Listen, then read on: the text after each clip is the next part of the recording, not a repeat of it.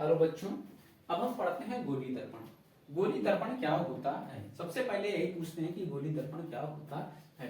गोली दर्पण एक कांच के खोखले गोले का कटा हुआ भाग होता है, उसे हम गोली दर्पण कहते हैं। गोली दर्पण दो प्रकार के होते हैं, एक उत्तल दर्पण, एक अवतल दर्पण। इसमें दो चीजें होती हैं, एक साइड में पेंट होता है, एक साइड में पेंट होता है जो लाल ऑक्साइड का किसी भी चीज का पेंट कर सकते हैं।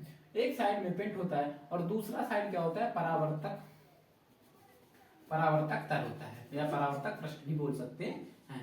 परावर्तक पृष्ठ या तल बोल सकते हैं। तो उत्तल दर्पण है, ये देखिए हमेशा जो पेंट करेंगे हमेशा राइट साइड करेंगे। ये देखिए इधर साइड हमने कर दिया राइट है, इधर की साइड राइट है। ये बेटा परावर्तक पृष्ठ है और ये भी परावर्तक पृष्ठ है। इस टाइम तो किसी भी वस्तु को हम रखेंगे परावर्तक पृष्ठ की ओर। किसी भी वस्तु को प्रतिबिंब यदि हमें देखना है, किसी भी वस्तु को हमें देखने के लिए परावर्तक पृष्ठ की ओर रखेंगे। ये भी परावर्तक पृष्ठ की ओर रखेंगे। तो देखिए, तो ये इधर भी पेंट हो गया, उधर भी पेंट हो गया, ये परावर्तक पृष्ठ। अब ये क्वेश्चन कोई पूछ दे कि आपसे कि उत्तल दर्पण किसे कहते हैं, यदि कोई पूछ दे कि उत्तल दर्पण किसे कहते हैं, कोई पूछ दे अवतल दर्पण किसे कहते हैं, तो सबसे पहले तो हम लोगों ने गोली दर्पण पढ़ लिया। यदि कोई पूछ दे उत्तल दर्पण किसे कहते हैं, तो उत्तल दर्पण वह दर्पण है जिसका परावर्तक पृष्ठ उभरा हुआ होता है। उत्तल उत्तल मतलब उभरा हुआ।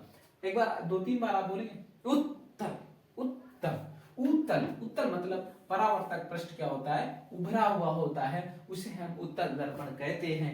और अवतल दर्पण क्या होता है? इसका जो परावर्तक पृष्ठ है वो दबा हुआ है।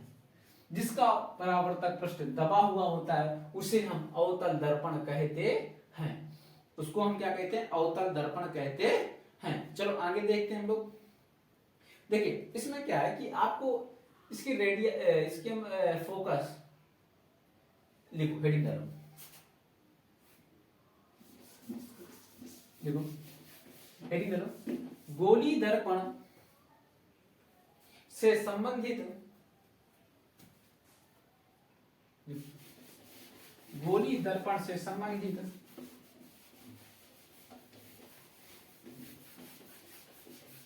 गोली दर्पण से संबंधित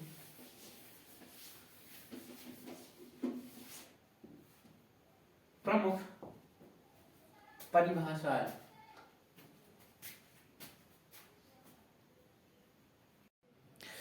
चलो बच्चों, आज हमने परिभाषा डलवाई थी गोली दर्पण द्वारा कुछ प्रमुख परिभाषाएं जो गोली दर्पण में प्रयोग होती हैं, गोली दर्पण से संबंधित प्रमुख परिभाषाएं। ठीक है, देखिए इसमें एक वक्रता केंद्र होता है। गोली दर्पण में हमने अभी गोली दर्पण पढ़ चुके। गोली दर्पण एक कांच के खोखले गोले का कटा हुआ भाग होता है, उसे हम गोली दर्पण कहते हैं। वक्रता केंद्र क्या होता है? वक्रता केंद्र देखो उस गोले के केंद्र को जिसका कि एक दर्पण का भाग है। अवतल दर्पण का परावर्तक अवतल दर्पण में जो होता है, अवतल दर्पण में जो वक्रता केंद्र होता है, जो अवतल दर्पण, ये कौन सा दर्पण है? अवतल दर्पण। अवतल दर्पण में जो वक्रता केंद्र होता है तो वह परावर्तक पृष्ठ की ओर होता है। ये परावर्तक पृष्ठ, ये जो परावर्तक पृष्ठ है परावर्तक पृष्ठ की ओर होता है।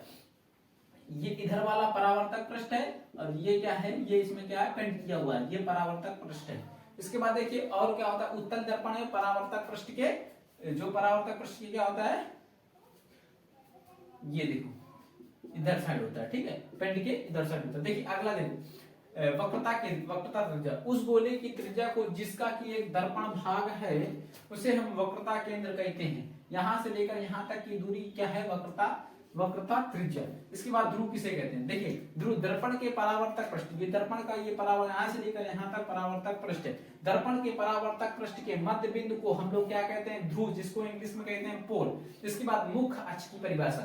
देखिए मुख्य अक्ष किसे कहते हैं? दर्पण के ध्रुव, दर्पण के ध्रुव तथा वक्रता केंद्र, दर्पण के ध्रुव तथा वक्रता केंद्र के वक्रता केंद्र से मिलाने वाली रेखा को हम लोग मुख्य अक्ष कहते हैं।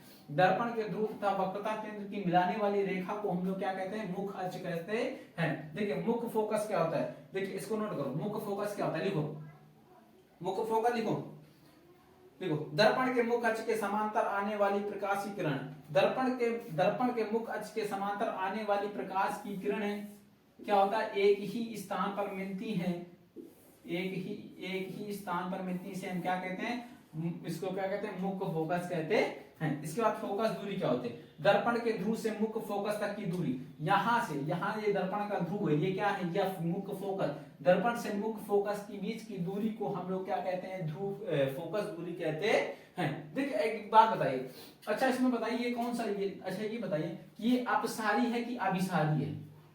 देखिए जो अवतल दर्पण होता है यह अभिसारी होता है, क्या होता है, अभिसारी होता है, और जो उत्तल दर्पण होता है अपसारी होता है। उत्तल दर्पण क्या होता है, इसमें क्या होता है, जब हम प्रकाश की किरणें डालेंगे तो इसमें कहीं भी जा सकती है, कोई पता नहीं, और ये देखो कहीं भी ये इधर उधर हर जगह भगती है। और इसमें क्या होता है, जो अभिसारी जो अवतल दर्पण है, इसमें क्या है, इसमें एक जगह एक ही स्थान पर मिलती है, जिसे कि हम लोग सोलर प्लेट के रूप में, जिसे क्या होता है कि जिसे ये है कागज, ठीक है, अवतल दर्पण को एक ही जगह हम लोग प्रकाश करते हैं, इससे आपको हम क्या कर सकते हैं, सौर भट्ठी के रूप में भी अवतल दर्पण का प्रयोग करते हैं। इसके बाद हम लोग आगे पढ़ेंगे दर्पण की वक्रता त्रिज्या तथा फोकस दूरी में संबंध, दर्पण की वक्रता त्रिज्या तथा फोकस दूरी में संबंध। चलिए ये आपको क्लियर हो गया होगा, शायद हमें उम्मीद है, हमें पूर्णतया उम्मीद है कि आपको इस समझ में आ गया होगा। देखिए वक्रता केंद्र भी हो गया, वक्रता त्रिज्या भी हो गई, ध्रुव भी हो गया, मुख्य फोकस मुख्य अक्ष भी हो गया, मुख्य फोकस। यदि आपको तैयारी करनी है तो इसको लिखिए, ऐसे नहीं कि बस केवल वीडियो देख लिया बस हो गया हमारा, इसको आप लोग क्या करना है, इसको आपको देखना है।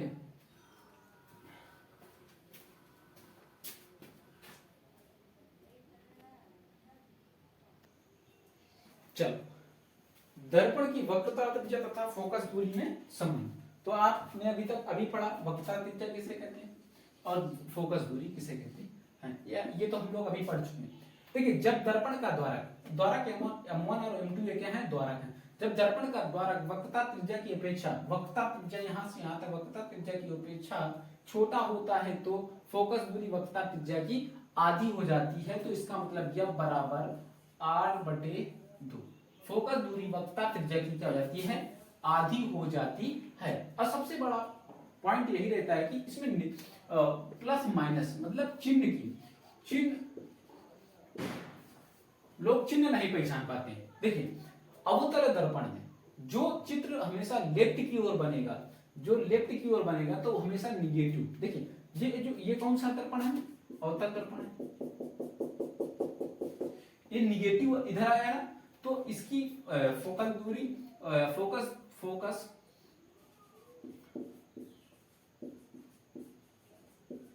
निगेटिव होगी, रेडियस इसकी त्रिज्या क्या होगी, निगेटिव,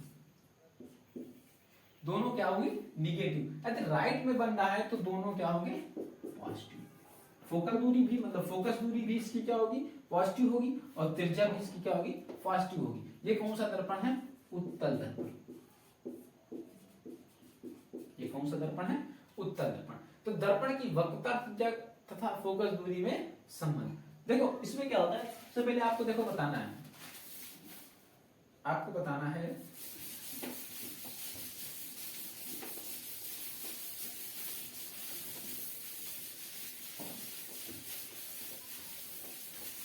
इसकी, आपको चिन्ह भी बताना है कि फोकस दूरी में कौन सा चिन्ह लगेगा। अच्छा ये बताइए कौन सा दर्पण है, हमने बताया आपको हमेशा राइट हैंड की ओर पेंट किया जाता है, तो सीधा एक पॉइंट हो गया। कौन सा दर्पण, कौन सा दर्पण, अवतल। नंबर 1 पॉइंट क्लियर हो गया। नंबर 2 इसकी त्रिज्या क्या होगी, लेफ्ट साइड बनेगा निगेटिव, और इसकी फोकस दूरी। अच्छा ये बताइए कौन सा है, हमेशा आपको क्या करना है कि राइट की तरफ आपको पेंट करना है। ये कौन सा दर्पण हो गया, उत्तल दर्पण।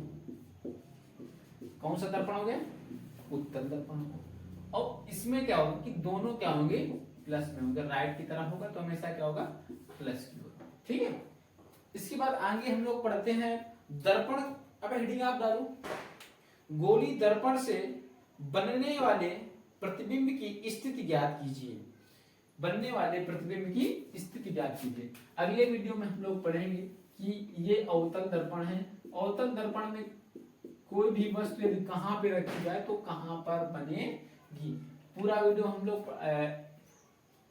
जो अगला नेक्स्ट वीडियो आएगा कल डेली वीडियो आपको प्रोवाइड किए जाएंगे। जो आपको कल वीडियो आएगा तो गोलीय दर्पण द्वारा बनने वाले प्रतिबिंब की स्थिति के बारे में ज्ञात करना पढ़ेंगे हम लोग। इसके बाद क्या पढ़ेंगे, अवतल दर्पण की सब पूरे प्रतिबिंब के बाद चिन्ह परपाटी पढ़ेंगे।